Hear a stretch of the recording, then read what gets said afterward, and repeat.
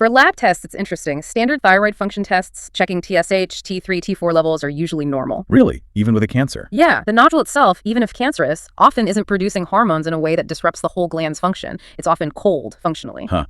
That's another counterintuitive point. Normal hormone levels definitely don't rule out cancer in a nodule. Correct. A very important point. However, those specific markers we discussed, calcitonin and another one called CEA, those are specifically tested for if medullary carcinoma is suspected, and they're used to monitor it.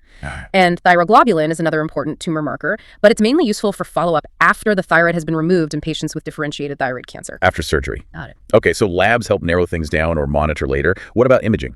Imaging is key. Ultrasound is usually the crucial first step for looking at a nodule. What does ultrasound show? It lets doctors look closely at the nodule's features. There are certain signs on ultrasound that raise suspicion for cancer, like if the nodule looks dark or hypoechoic.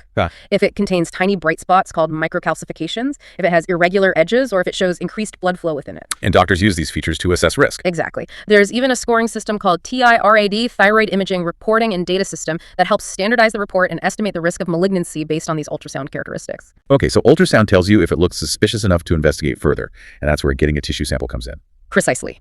Fine needle aspiration, or FNA, is considered the gold standard for diagnosing thyroid nodules. How does that work? A very thin needle is guided, usually with ultrasound, into the nodule to collect cells. Those cells are then examined under a microscope by a pathologist. And they can tell the type from that. They often can, or at least narrow it down significantly. The results are classified using a standardized system called the Bethesda system for reporting thyroid cytopathology, which helps guide management. Got it. Bethesda system for FNA results. FNA is key for the diagnosis itself. What about scans to see if it has spread?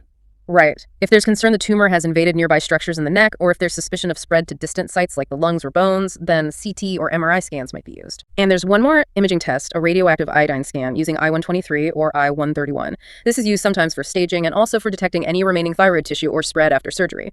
But this is only applicable for the differentiated types, papillary and follicular. And that's because only those differentiated follicular cells have the cellular machinery to actually take up iodine, right? The other types don't. Exactly right. Medullary carcinoma arising from C cells and anaplastic carcinoma being dedifferentiated don't typically concentrate iodine. So an iodine scan wouldn't show them, it would be negative. That connection makes perfect sense now. It all links back to the cell of origin. You also mentioned genetics earlier playing a role in risk.